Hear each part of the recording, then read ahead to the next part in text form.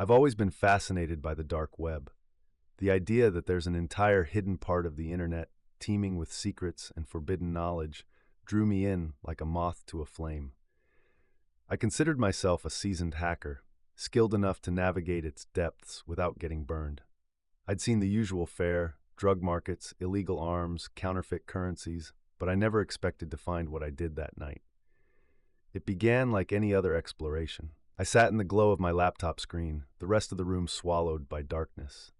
I used Tor to mask my IP and started trawling through the dark web, looking for anything new, anything thrilling. That's when I found the link.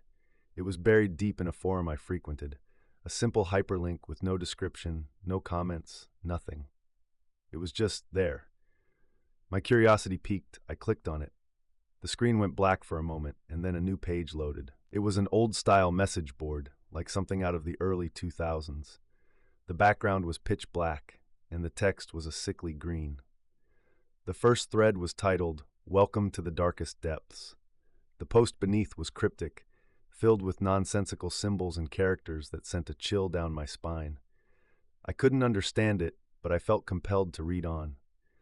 The page seemed to pulse with an almost living energy, and I couldn't tear myself away. I clicked through to the next thread. This one contained images, horrific, unsettling images. They were blurry, out of focus, but the more I looked, the more I could make out.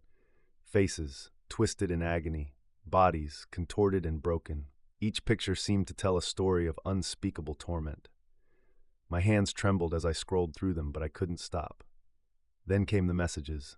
They started as random strings of letters and numbers, but as I continued, they began to form coherent words.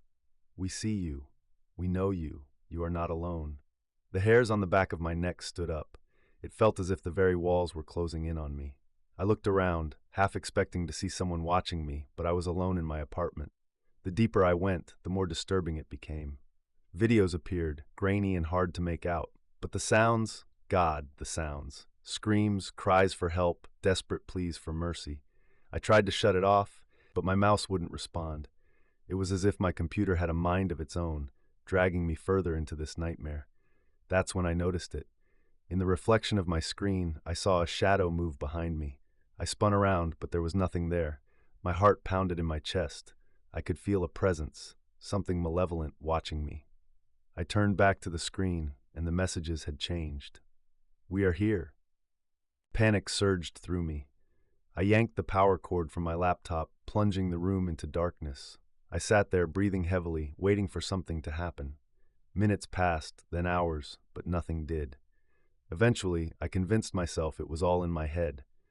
I plugged the laptop back in and turned it on. It booted up normally, and I breathed a sigh of relief. But then the screen flickered and a new message appeared. "You can't escape us." The cursor moved on its own, opening files and programs. Images from the dark web filled the screen, and the horrific videos played on a loop. Desperation took hold. I grabbed my laptop and hurled it across the room. It smashed against the wall, the screen shattering. But the horror didn't stop. My phone buzzed, and I saw an unknown number calling. I answered it, and a distorted voice whispered, "We are always watching." I threw the phone down and ran out of the apartment. I didn't stop running until I reached the nearest hotel. I checked in and locked myself in the room, huddling in the corner.